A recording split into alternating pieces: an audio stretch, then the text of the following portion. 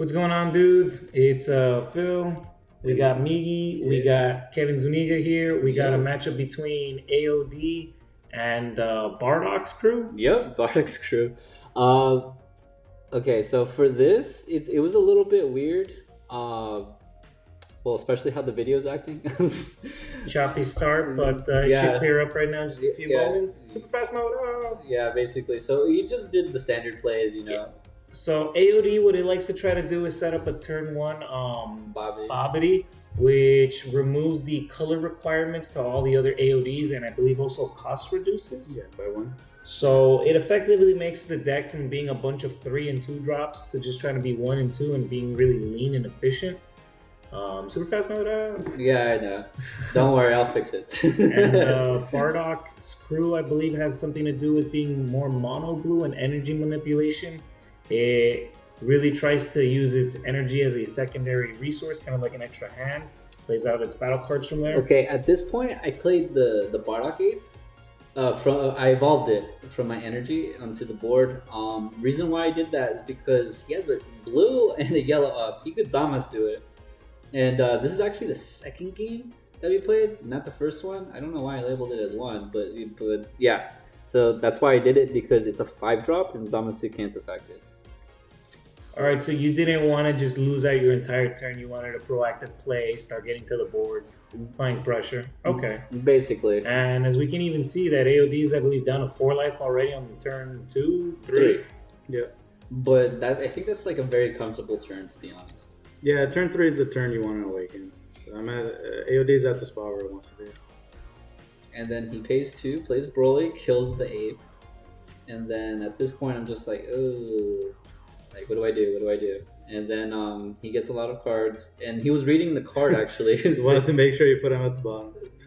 No, but you actually discard them, no? No, that's for the Broly. No, you just played the Broly. No. I did the extra card. Oh, okay. Because I'm all like, oh, maybe it's going too fast for me. Yeah. I did the extra card to look at the top 2. One of them was a bean, so I had to put that at the bottom. Which makes sense. And then AOD is just a super spam deck. Like it also has a kind of a control aspect to it, where it plays a lot of counterplays. So it has a Zamasu, but also the Android 13. Yeah, you have options. The Android 13 is actually pretty nuts, in my opinion. It is good. Yeah, actually, one thing that's pretty cool about it is you don't have to actually, stop a play to be able to get the discard effect. So if you're trying to manipulate how many cards your opponent has in their hand, you can just play it to discard. Okay, that makes sense. In response to the play. Okay, so don't worry, I'm gonna fix this like when I get home. It's not gonna be like this, but audio-wise, it should be the same. So, from my understanding, AOD is a little bit toolboxy, in which not all the cards draw more cards, but a good amount of them help to search, tutor out, some small synergies. The leader helps to just also spam the board. And then you have different options, like the super combo, I believe, helps to play against counterplays. Yes, it does. Yes, it does. Broly that was played out helps the board control, yet replaces itself. It looks at 3 cards, so it isn't specific to AOD. You can pick up a super combo, you can pick up a Senso Beam, or an Overwhelm if you played one, like those key cards that helps you to dig for them. And you even played the Zamasu, right? Yes. Is that what ended up happening? So you could have probably even found that off of the Broly, which normally isn't searchable, but this helps to add some level of consistency. And you pretty much apply some beatdowns while still having this tempo of like interact with your opponent, just keep them off their turn, don't let them be comfortable, and still applying pressure. Yep. Actually, I really love this 4-drop Bardock. What I hate about it is absolutely no protection whatsoever. There's no protection. It could just be like squashed like a bug. But it's very cool. Draw 2 cards at the end of your turn and then restand yourself. It's pretty good, yeah. But if it does get, it doesn't have barrier, right? So nope. That's why if it's super easily destroyed, especially when it comes to your AOD. And this is where I decided to block, because I'm like, you're just gonna summon like a Broly or a Hashtag or something, and it's gonna die. Yeah. So I think Kevin's game plan here should be. I'm not sure if you were playing it, but the A-drop Bojack, you played that, right? Yeah, I did. Yeah. So AOD, what it struggles the most with is getting rid of battle cards that cost more than 5. because your Broly gets rid of 5 or less, and Hatchiak gets rid of 4 or less, and you don't really have anything to get rid of more than 5. So if he can bring out the Bojack, I have no way of getting rid of it. Would you say that's a really big weakness in something like SS3, Gogeta thwarting the Dark Empire helps to slip by because it's a cheap 6 drop that can stay on the board and start removing your battle cards every turn? It could be, but the thing is, your engine, the AOD engine, is so big that there's only a few cards you can actually fit in that aren't AOD. Like, for example, Senzu Bean. No, I'm implying that you're not playing it in this, but I'm implying like, would AOD struggle against a card like thwarting the Dark Empire in the SS3? Oh, yes, it would. I think the only card that could get rid of it is Hatch, no? I think I put in the Overrealm Saiyan Identity. Oh, okay. The Mass Saiyan Secret Identity or something like that? Yeah. And also, you can God Sealing. It's just, the thing is, you're not going to have the Unison out early enough. Okay, so at this point, I think I did a very weird play. Let me see right here because I think okay, never mind. I thought I did the other play with the apes, but so far, like you're doing a lot better than I am. That's for sure. And you let my Bardock stay on the board too, which is interesting. Yeah. And then at this point, like, yep, you Zamasu'd and then rested my thing, and then I'm like, okay. So like that's kind of useless. And then untap, draw 2, and then at this point I drew Hatch, so that actually helped out a lot. My hand is pretty big hand size. Normally it's not like that against other decks, only because it just does not happen that way, honestly. But I think so far we were both doing pretty well against each other. Okay, at this point I did Zamasu, like on your free play, I think. Yeah. Which I was okay with because I didn't pay energy for that. Mm-hmm. But you could. Yeah. And then I had the Hatch. And then I think you summoned your Unison at this point. I don't remember. Yeah, I think I did. That would be a pretty good play. Yeah, just destroying my Bardock and my Hatch. Basically my 2 only offensive cards on the board. Zamasu doesn't really do much. Yeah. And then, you did get the Hatch, and I'm not sure if you played it or you played the other Unison. I played the Hatch? I don't know, we'll see what I do here. Yeah. One second. Oof. How do you think Bardock's crew is doing, though, Jalopy?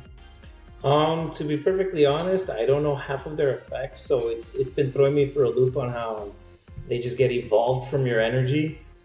And personally, I think it's kind of like a setback that you have to pay out your energy, like use it as an even bigger resource.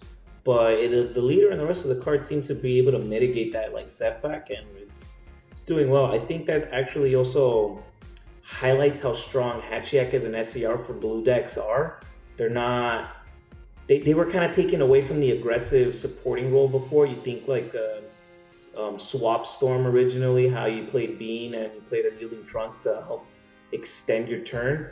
And for about the last year, that hasn't really been the case. They've been more mid-rangey to, being like a control deck in the sense that you have the SCR that doesn't just pretty much have like quad strike, I win the game, like Cell Zeno, but it does have, let's end your turn. I'm going to time walk you. I'm going to go back to my turn, and I'm going to comfortably set up the tempo back to my pace.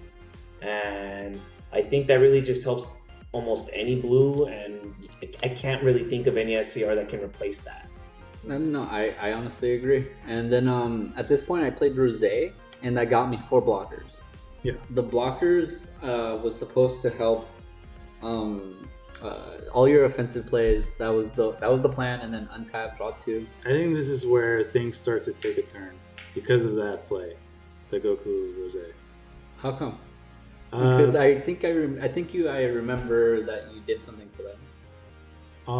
Maybe I overall got rid of them. Yeah. You have the secret identity in your hand. You have enough. But you used draw A, draw 2. I think getting rid of my Unison was really good. I only had 3 markers, so it was pretty easy to get rid of. But I feel like maybe I could have played it for 4, and maybe it would have stuck another turn, Yeah, possibly. I think so. But didn't you have to pay 4 blue for it? Yeah, that's true. Yeah. I think I did have 4 blue though. Yeah. Let's see, 1, 2, 3. Yeah, I think you did too. But at this point, I'm just like super, like I'm trying to be as defensive as possible. Right, which your deck does a good job of.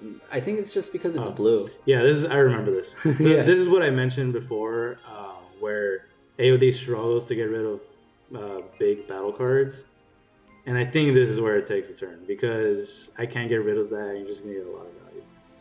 Yeah, it's just one of those cards where the fact that it's so big, just it hurts AOD. I did draw the SCR, which could get rid of it. Which type of SCR was it? The Kai SCR? Does he? Yeah. Does he have barrier? No, he No, doesn't. no Yeah, barrier. so- The only thing that won't get taken away is the Zamasu. But at this point, like I'm just like, what do I do? Attack leader. Wait, you had the Kai SCR, right? I did. So I think this was where I misplayed. I think I could have attacked again. Right, I wasn't under anything. Mm-hmm. I think I just didn't want to proc the Bojack, but I should have anyways because I could have played the Kai SCR and then got rid of the Bojack. Yeah, no, I think that would That was my misplay. Yeah. because the fact that I get 2 30k swings, that double strike no less. Yeah. It's just a lot. It's a lot. Yeah, but And AOD doesn't have, or typically doesn't play a super combo that draws. So yeah, typically. I'm gonna waste a lot of cards to defend the hits. And then at this point, I played Bojack. The reason why I played Bojack and I played this one as well was because what the Bojack does is that if I play it through like its effect, then I get to use the evolve on the 8-drop Bojack for 4 energy instead of 5. That was the reason why I played the card. Yeah. But yeah, I'm basically just trying to use like all the Bojack stuff, like the Bojack's trying to get there. It's just super difficult because I thought you had a little bit more negates than you actually did. Right. But I don't. Would you change anything about that? One of the cards that I did want to add was full power or max power Kamehameha. Oh, okay. Because it's a negate, but also can get rid of big cards. Okay, that makes sense. Hey, Jalopy. Yes. So at this point, Mickey is at 2, and then I evolved. Yeah, which I didn't know you could do. By the way, that was a surprise to me. Yeah, because like no one uses the evolve, so that's why I'm like, okay, maybe I could. But at this point, I'm at 3 cards left in deck. So I didn't have it as a monster, right? Because I would have played it better. Just to make put in rest mode and draw cards. But... At this point, I'm like, okay, I need to find ways to like try to out. I don't want to use my entire hand, but it was kind of strange how I was going. Like you want to force out more of his hand, but without having to commit too many of yours. Yep, basically. Then I had to ditch one. Oh yeah, I had to ditch one because I wanted to play Bardock's crew off of Shugesh, but you Android 13'd me, and I'm all like, yeah, I'm not gonna play him anymore. But I still had to discard, so I discarded Black Active Buster. But yeah, at this point, it's just so. I had to keep going. I had no choice but to keep going. Yeah. And yeah, I think that's what I did. It was enough, right? I think I couldn't outcome it. A 55. Or just barely, but it wastes basically everything I had. I think so, but I don't remember is the problem. Combo the Zamasu's on board. I think that's what you did. Right now. Probably. Because you're He's at... just comboing anything that says AOD. Oh, actually, the one thing I failed to notice when you were like on your board, you comboed Babidi. Yeah. And I think you tried to play a free play AOD too. Mm-hmm. So, but in order to free play, it has to be 2 or less. Oh, right. Mm-hmm. Oh, and you comboed the Kai. Yeah. Because I didn't think you had any more combo powers. I'm like, okay, I'm gonna attack, and then I'm forced to draw 2, and I'm left with 2 cards left in deck. Yeah. So this is pretty much over. I mean, Either I win next turn or you win. That's because of the Bojack, I don't think I could win. yeah. The 2 Bojacks, Yeah. it's a lot. Yeah. So you paid 2? No. Oh no! You swung with Turles, and because of Bojack, that made you rest 2 energy. Right. That's what it was.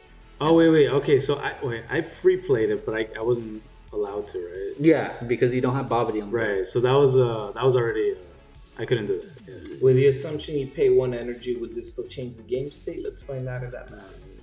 It would just make things worse, which I was already gonna lose.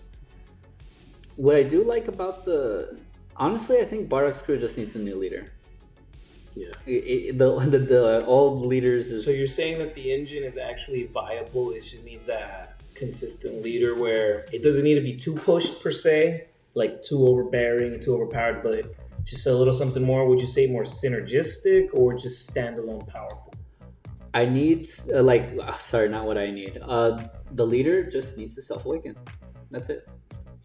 That's all it needs to do. Would you say it should be in, like, say, an errata or a new leader, or maybe like another support card printed? I honestly, it has plenty of support cards. It has plenty of engines. Well, right, but I'm saying, like, would one other one that helps the self-awaken be another way to go about to actually get that going, or? I think it's just too much because technically they tried that with Fasha, the one right here. Okay. It basically take 2 life. Okay. But it takes 1 when it attacks and takes 1 at the end of the turn.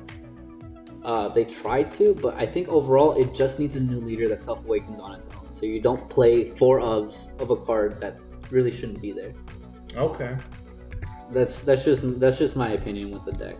Otherwise, there would be a lot more deck space for other stuff, and it would be a little bit more.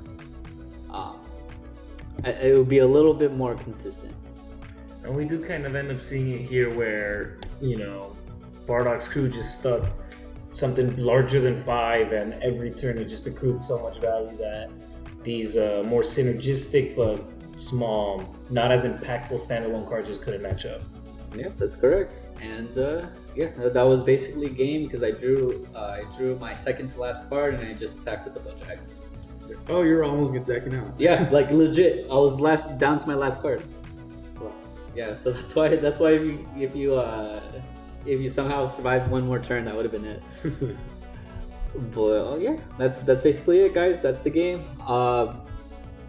Yeah, laters, dude. Yeah, later, dudes. But make sure to check out our Twitch, our Instagram, and